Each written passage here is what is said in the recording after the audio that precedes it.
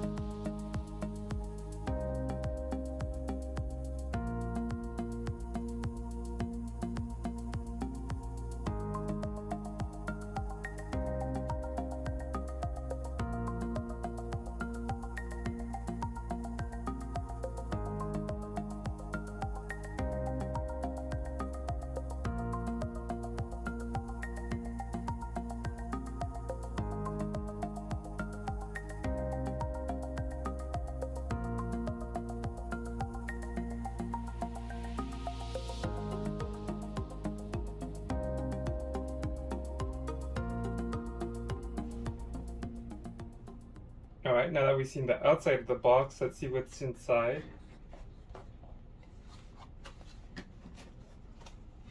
So supposedly, man, this is a small box.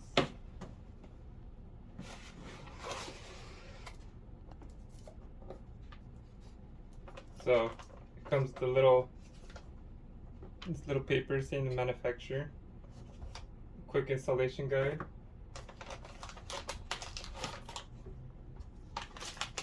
Oh, this one doesn't even come with padding, it's just the anti-static bag. The other two, the other Sapphire GPUs came with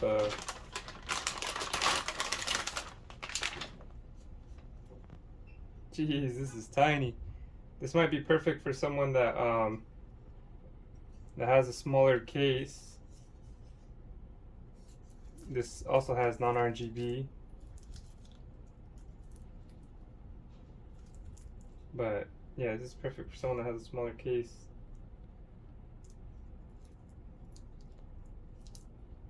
Alright, well, we'll do a closer zoom in on it, and then we'll talk about the specs. Or, well, we'll talk about how it looks physically. Jeez, can't talk.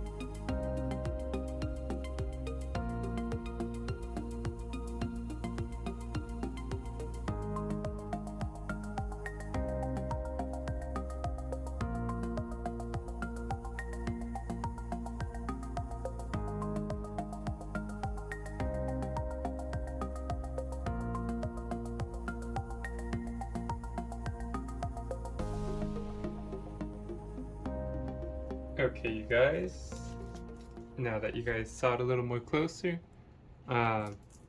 first things first, oh, you guys saw this all zoomed in, but it has 3 display ports, and then 1 HDMI 2.1.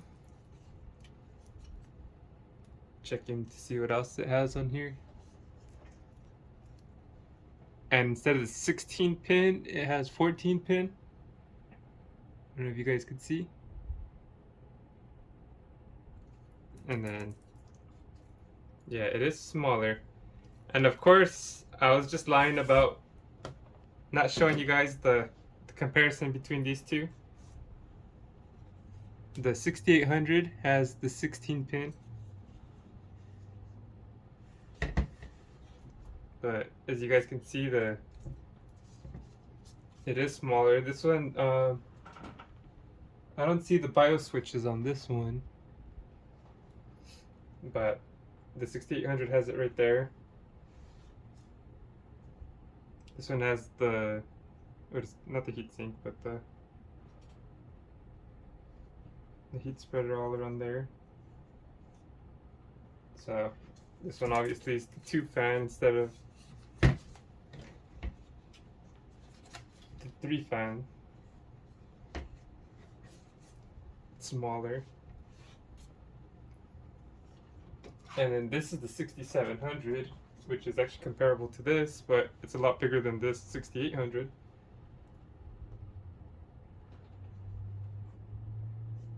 And as you can see, this is also 14 pin instead of 16.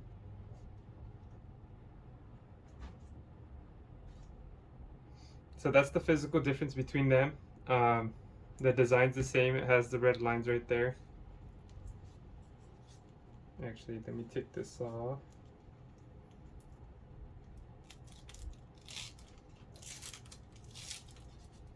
I have to take it off anyways to test it. But so you guys could see.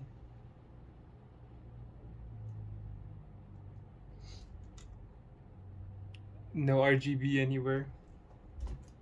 Neither on this one. So this one also has silver right here.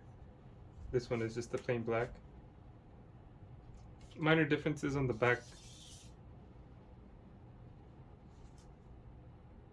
All in all, pretty much the same card. This one looks a little darker.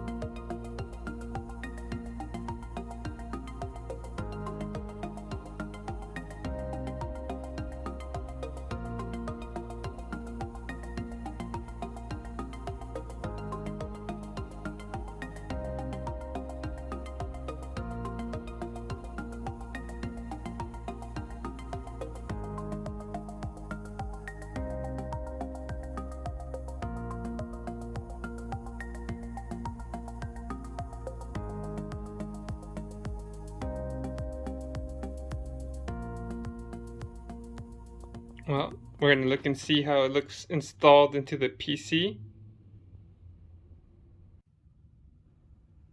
Well, there it is installed, but maybe I should plug it in and turn the lights, huh? So I just went ahead and put all the lights as red, since it's red.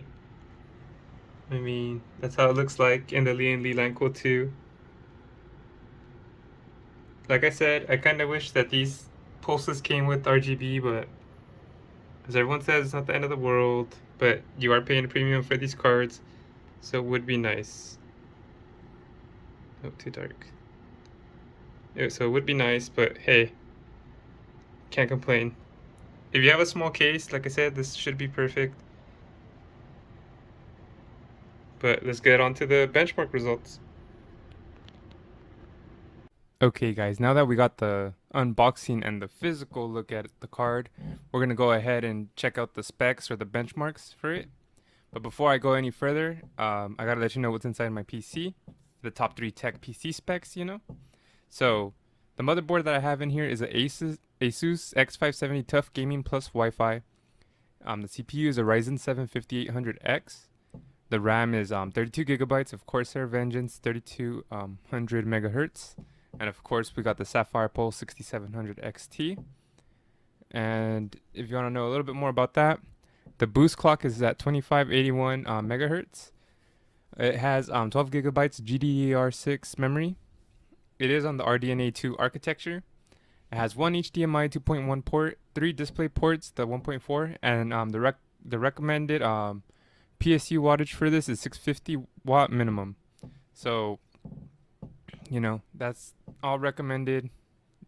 Let's see what we got with these results though. So we went ahead and tried out MSI Combustor at 1440p. The EVGA 3070 leads the pack at 68 frames per second. The Sapphire Nitro Plus 6800 XT was at 51 frames per second. The Sapphire Pulse was at 6800 was at 43 frames per second. We go down to the 6700 XT group. The Pulse had 36 frames per second, which was on the bottom of those. The Merc had 39 frames per second. The Phantom Gaming had 38 frames per second. The Sapphire Nitro Plus had 37 frames per second. The Red Devil had 37 frames per second. And then the Eagle tied the Pulse at 36 frames per second. And then the MSI Gaming X, the 5700 XT, was at 35 frames per second.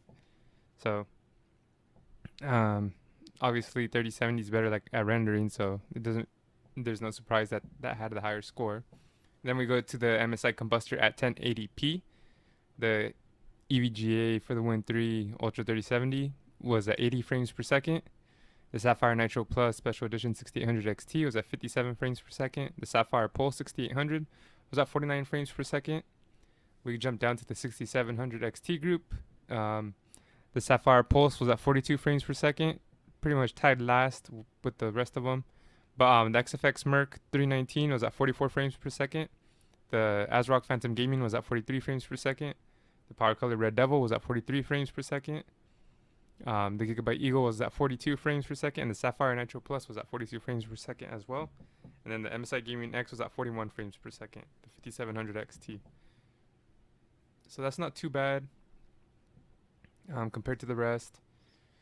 We go to Gears 5. It was on the Ultra preset. It was the benchmark at 1440p. The Sapphire Nitro Plus Special Edition 6800 XT led the way at 120.8 frames per second. The Sapphire Pulse, the 6800, was at 95 frames per second. And then the Sapphire Pulse 6700 XT was at 85.1 frames per second. So not too bad compared to its 6800 counterpart. But of course, we're going to go to the 6700 XT group. The Sapphire Nitro Plus led the way at 87.9 frames per second. The Sapphire Pulse 6700 XT led the way, not led the way, but tied with the Eagle at 85.1 frames per second. The Power Color Red Devil at 84.6 frames per second. The ASRock Phantom Gaming at 79 frames per second. And the XFX Merc at 77 frames per second.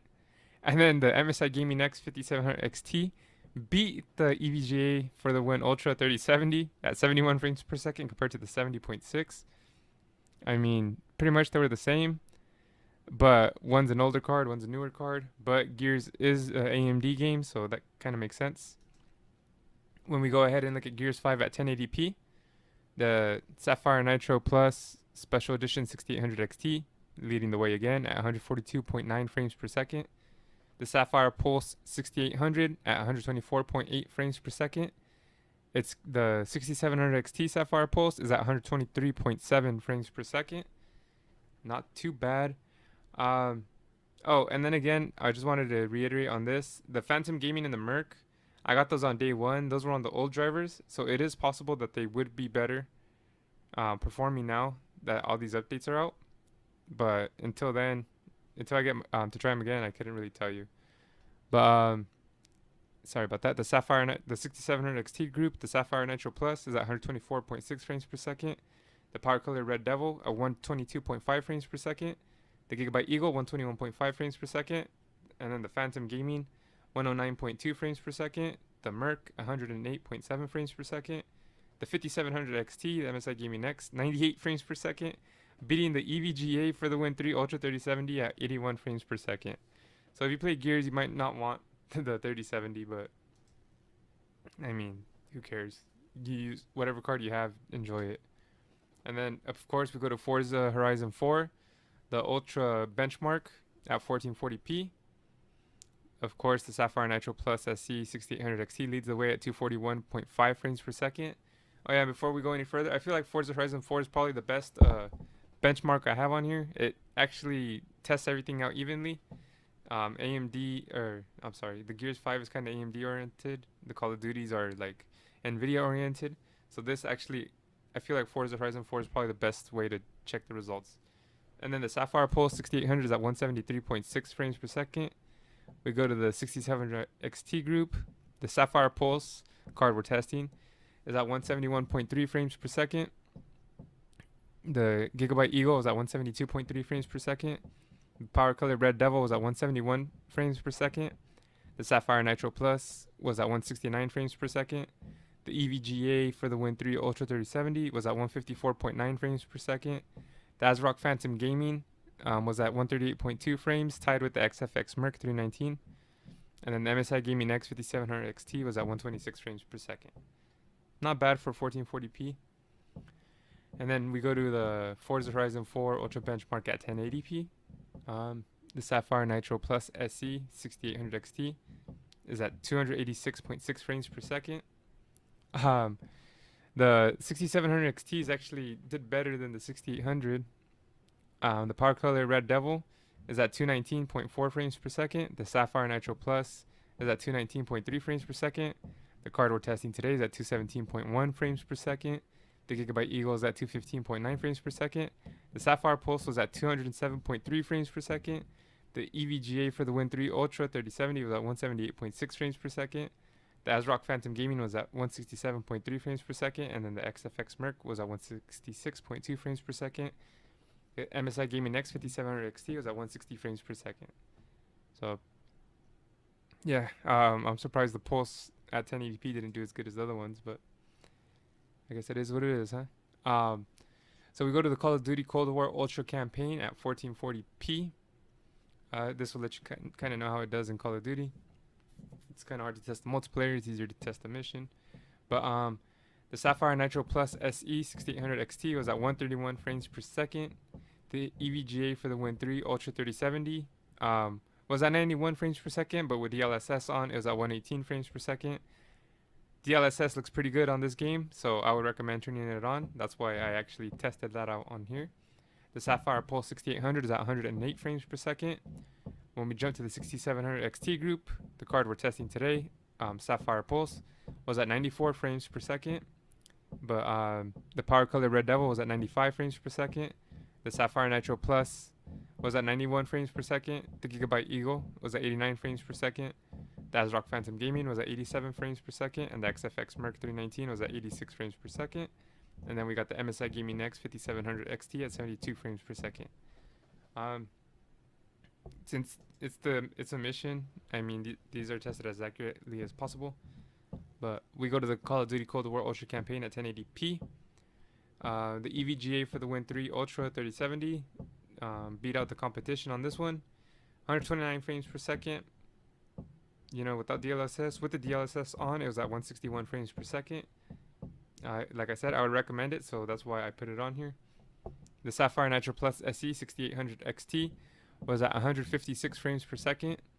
The Sapphire Pulse 6800 was at 139 frames per second. When we jump down to the 6700 XT group, the Sapphire Pulse was at 116 frames per second. Kind of towards the bottom or the middle, whatever you want to call it. The Sapphire Nitro Plus was at 130 frames per second. The Power Color Red Devil was at 124 frames per second. The Gigabyte Eagle was at 119 frames per second. The ASRock Phantom Gaming was at 115 frames per second. And the XFX Merc was at 115 frames per second. And then we got the MSI Gaming X 5700 XT at 94 frames per second. So, I mean, these cards, it goes from what, 130 to 115. That's not too bad of a jump. I mean, 15 frames is a lot, but I mean, these are all in the same price range. So just, I mean, get the cards are more available. Normally I'd say get the card that's more available, but if you can choose, I mean, whatever game you play on, just, you know, pick a card you like the results on this, I guess. Hopefully I'm helping you guys out.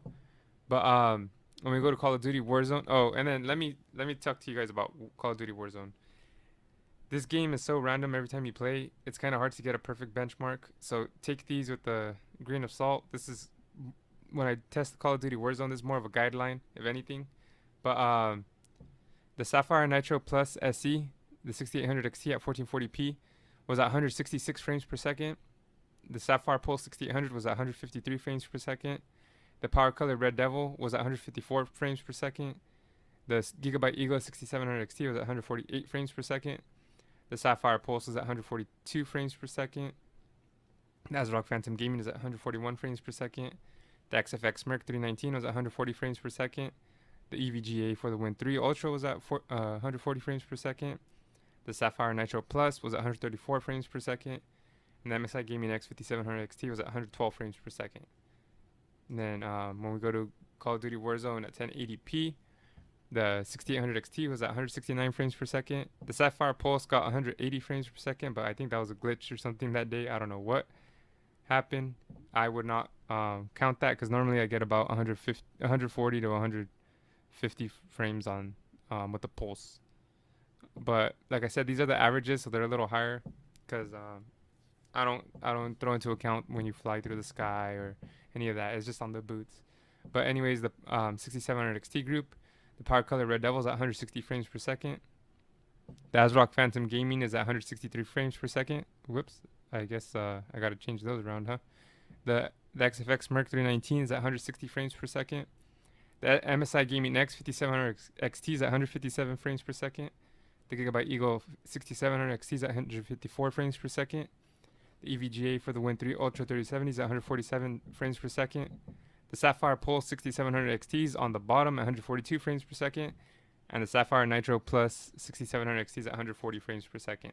So apparently Sapphire cards aren't as good at Warzone as the other cards.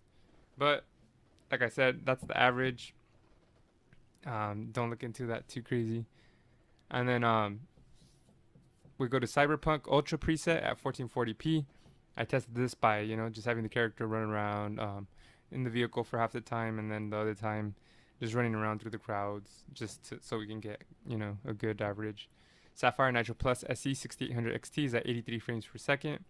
The EVGA for the Win 3 Ultra 3070 tied, well, technically tied because at 55 frames per second is what it got.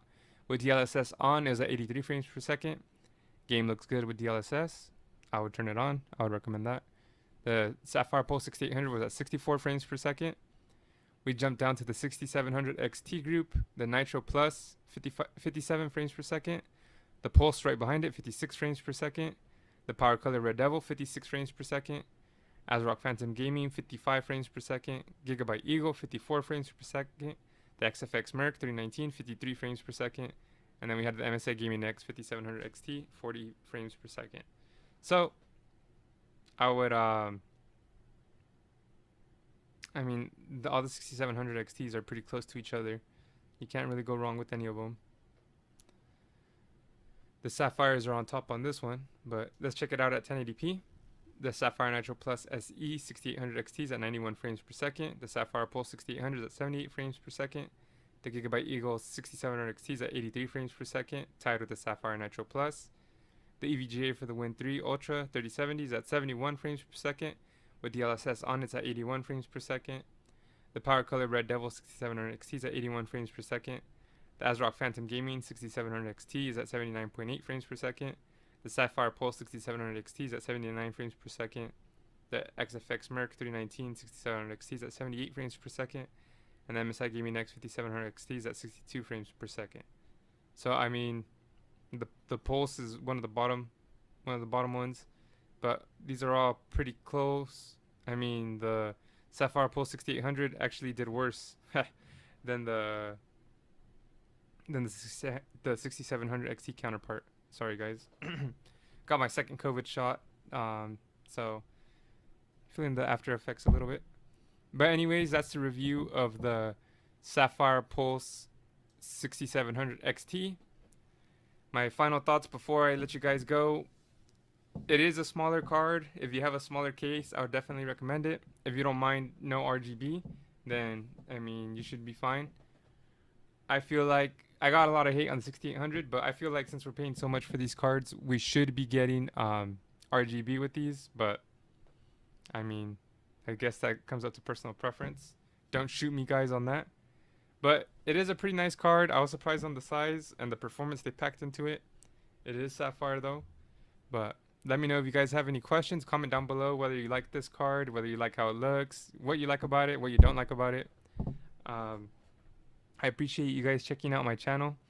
If you, I have a Discord. If you guys feel free to join, that's free. I also have a Patreon, which is not free, but it has 2 tiers. The basic tier is $3 to get in. It, I'll post I'll post some of the stuff before I post it onto YouTube. You'll be able to check it out. I'll let you guys know what upcoming videos are coming out. It also gives you entry into the GPU shuffle I have. This Radeon card will be on there. And then I also have the premium tier, which is $5. It's everything that the basic tier has, plus 1 extra entry into the GPU shuffle, and it lets you have more access to Discord settings. You can share your videos, you can share your streams. It lets you drop links. I have a section for that. So if you're a content creator and you want to build a bigger community, go ahead and join that. And also, the Discord is free, you guys. So, like I said, join it. It's cool. We talk it's talk about anything: computers, crypto, sports, movies, whatever you want. But yeah, check out the GPU shuffle. It'll be on Friday at 6:30 p.m. Pacific Standard Time. You'll have a chance to buy this Radeon card. I'll go into more details on that on a separate video. But thank you guys for watching the video. Can you please hit like and subscribe if you watch this all the way through? You must have liked it. But I hope you guys have a good day, good week, good weekend, and I'll catch you guys later.